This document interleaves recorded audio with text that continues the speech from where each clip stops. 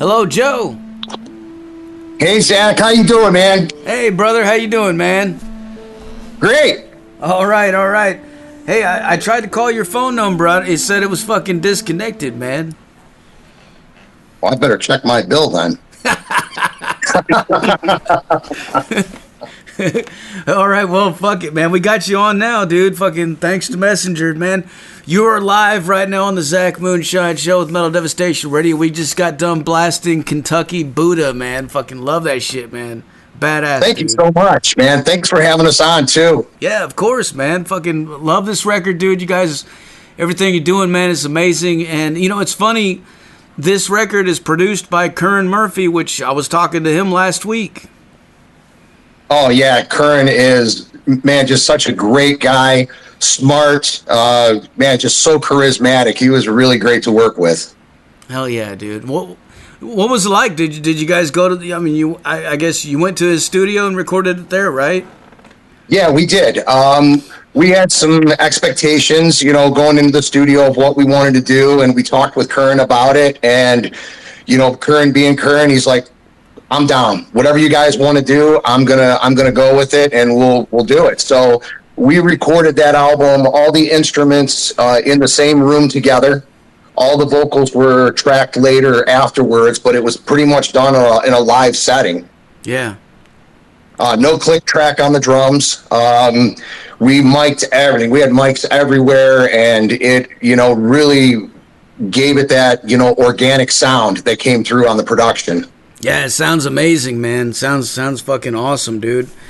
And it's on fucking Black Doomba Records, which I'm good friends with Tommy, man. How did that come about? So of course, I was always a Hallows Eve fan when I was younger, and, you know, always followed what they were doing. And then going to see Direwolf play, I had an opportunity to meet Tommy and talk with him a little bit. And when Megaton was in the beginning stages, I talked to him about what I was working on, and he said, you know, once you get it together, send me what you got. So after we got done in the studio with Curran, we sent him over the finished tracks, and he was down to put it out. And we're very grateful for that. He's a hell of a guy, man. Tommy's a nice guy. Oh, for yeah. sure. Yeah, he is, man. He is, dude. Tommy's he's got all kinds of stories, man. He loves to talk too, man. Oh, for sure. Yeah, we can sit and have a whiskey and spin some tales for a while. Hell yeah. So give us a brief history rundown on Megaton Communion. How long you guys been doing this, and how did it get started and everything? Well, I'll let Derek field that question and let him go ahead with that one. Yeah. So I'm Derek. I'm the guitarist in the band. What's up, dude? How's it going, man? All right. Thanks for having me on. Yeah. That's cool. So we started 2 years ago, 2.5 years ago or so. Yeah, first rehearsal was in October of 22, but I had started the concept and the beginning stages a year earlier. Yeah, so I was going to school.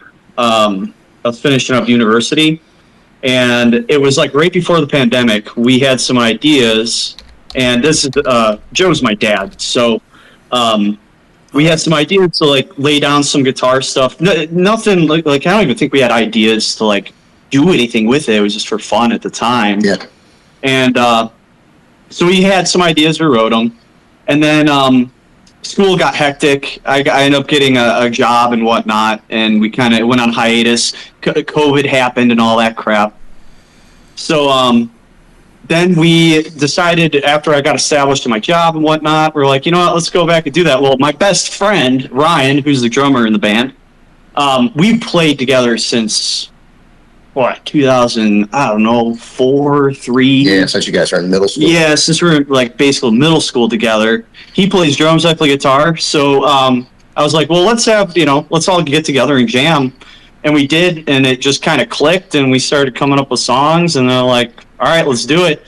And then my dad's like, he's kind of always thinking ahead, and he's like, well, I'm going to book some shows. And then it was like go time. We had to have a set. So we got the set going, and that's why a lot of our older songs that are on the record are a lot longer. They're very jammy, because we're like, we got to cover a half-hour set, and we got 4 months to do it. Like, we got to we got to have some material here. So it was very organic in the way we did it, but that's pretty much the story, how it came together. How cool is that though, man? Father and son fucking...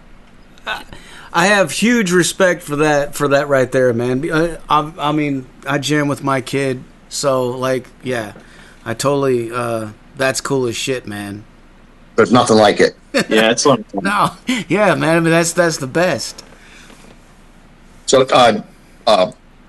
David Paul Seymour did the logo for the band. I don't know if you knew that or not. I contacted him and had him do the logo and got that going once we got established. And, that's how the whole thing rolled. And we started practicing in October of 22 and played our first show in April of 23.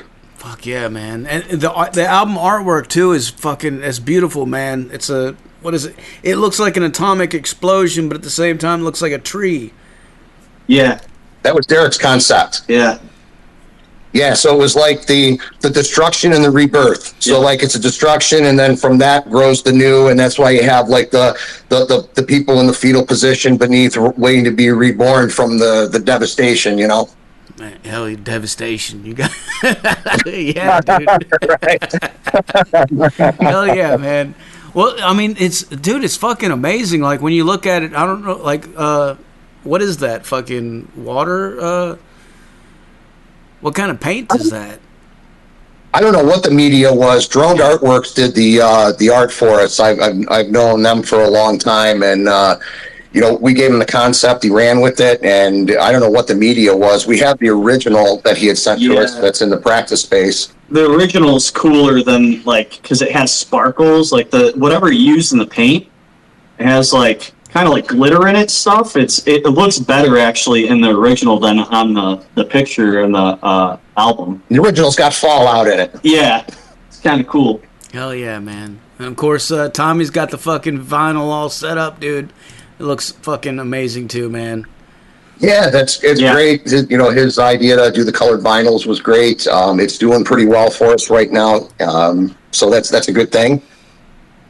Hell yeah, man.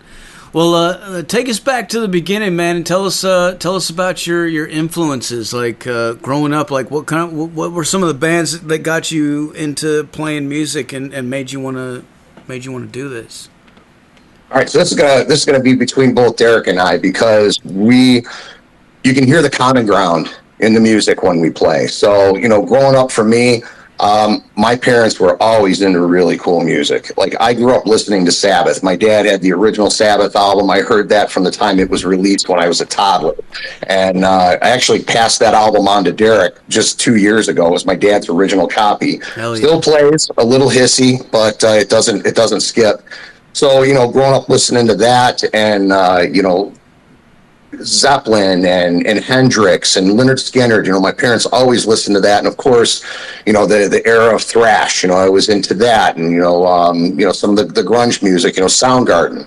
And then the desert, Caius. So like our common ground between Derek and I, so now we're getting into music he grew up listening to, Soundgarden and Caius and Alice in Chains and things like that. That became our common ground.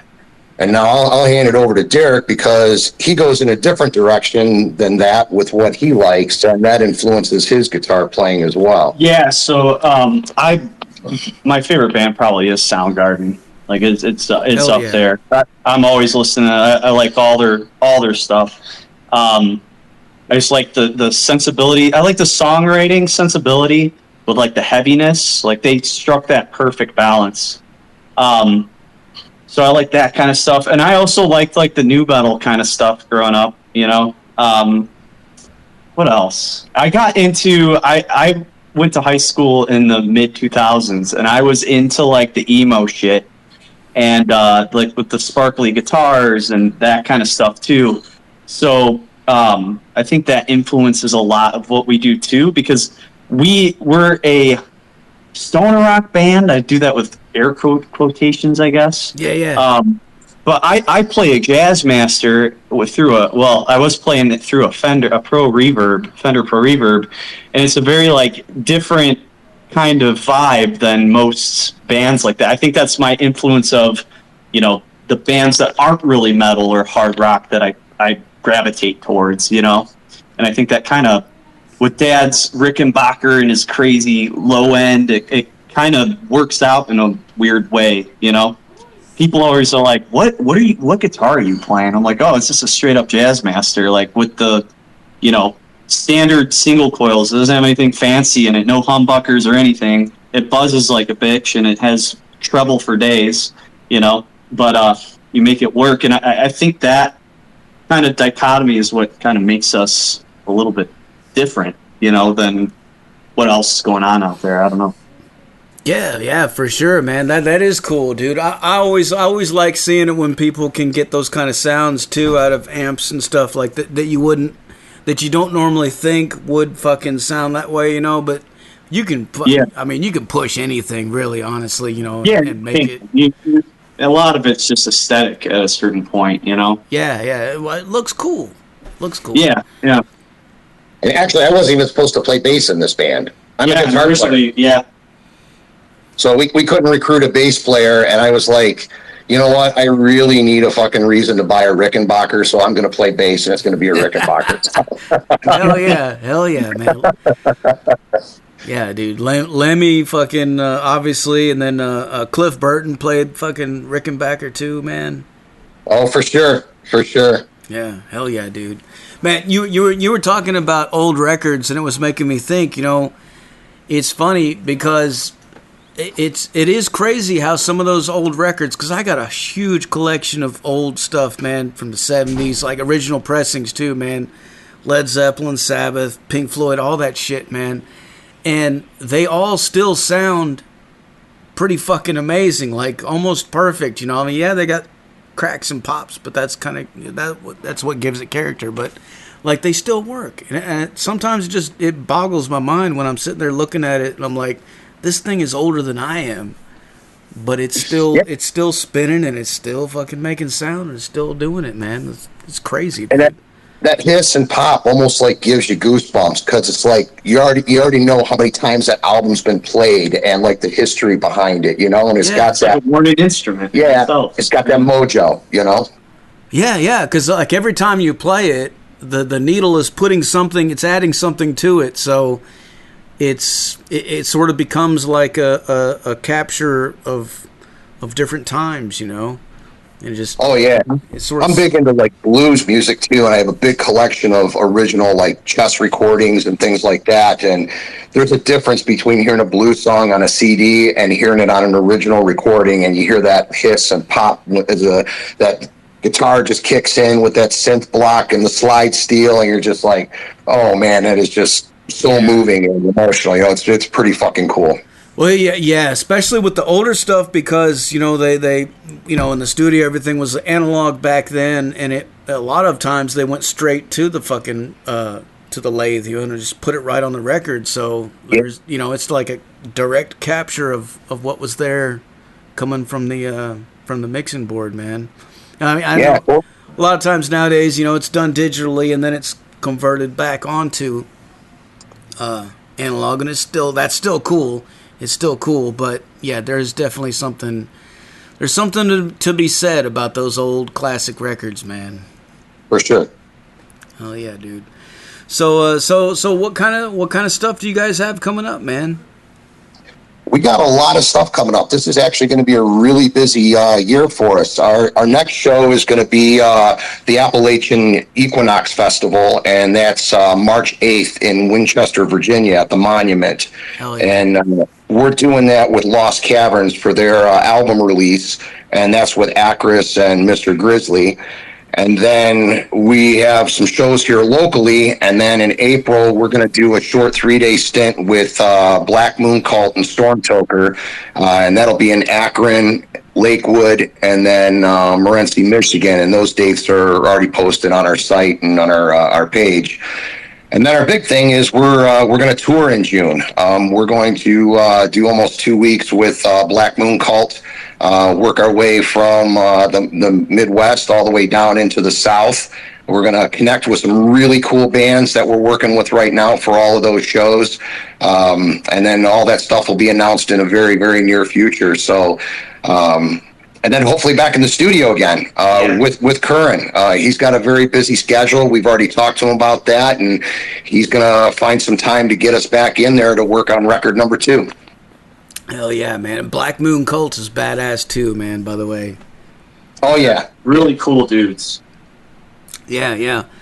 They sent me a video a while back of some live show that they did, and they were doing. I think it was like it was just like a little jam session. They had Electric Funeral in there, and they really did it. They did it cool, man. I was pretty impressed, man. Yeah, we can't say enough good things about those guys. We played quite a few shows with them. Hell yeah, dude. Fucking so tell us about where you guys are from and what's the local scene like there. So we're from like the Cleveland Akron area. We're like dead center in the middle of it, and Ohio. Yeah, in Ohio. For people that don't know where. Yeah, and, the scene in Cleveland has always been iconic. I mean, the Rock Hall's here, and so the scene's really good. It's very alive. There's a lot of really cool bands here in this area. I could go through a whole list of them, and shouts out to everybody. So it's not difficult to find cool people to play with and cool venues. And it seems like every year it just keeps building and building, and there's a lot of talent here. Hell yeah.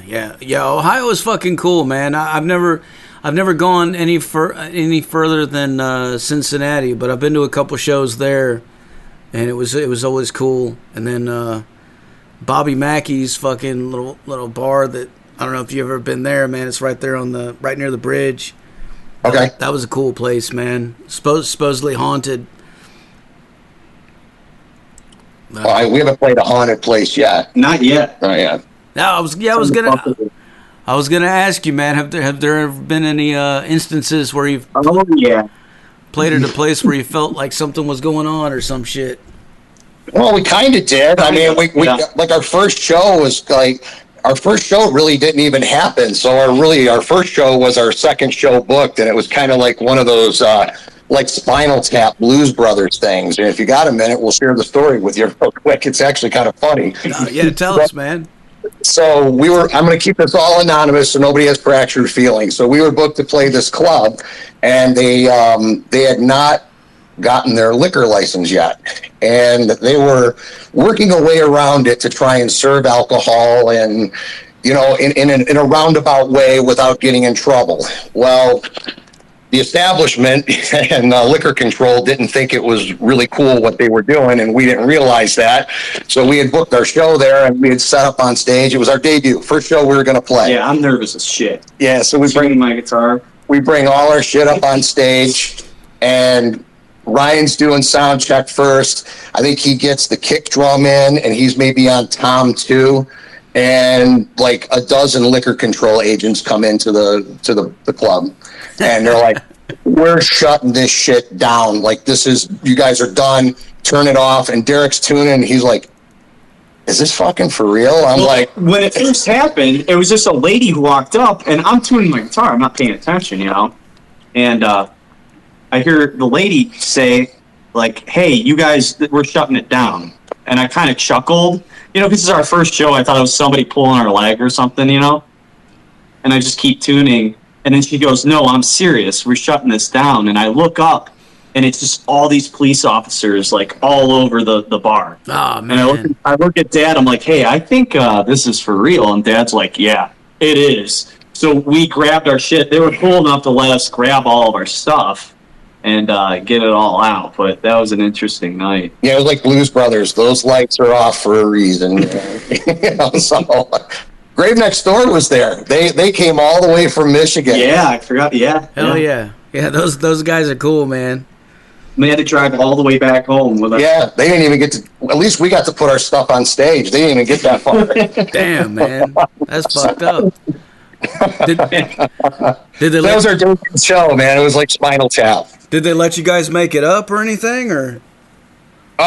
We eventually played that club once everything got all straightened out in the future, and we've since played there, a few more times. Yeah. So it's all cool, and they got everything ironed out, and it all worked out for him and everything, but the situation just was like a major misunderstanding, and they weren't seeing eye to eye with the way things were being run, and so it all worked out. But it was just funny, that was our first show. Like, we're all psyched to play, and we're like, yeah, so much. But we had a show booked.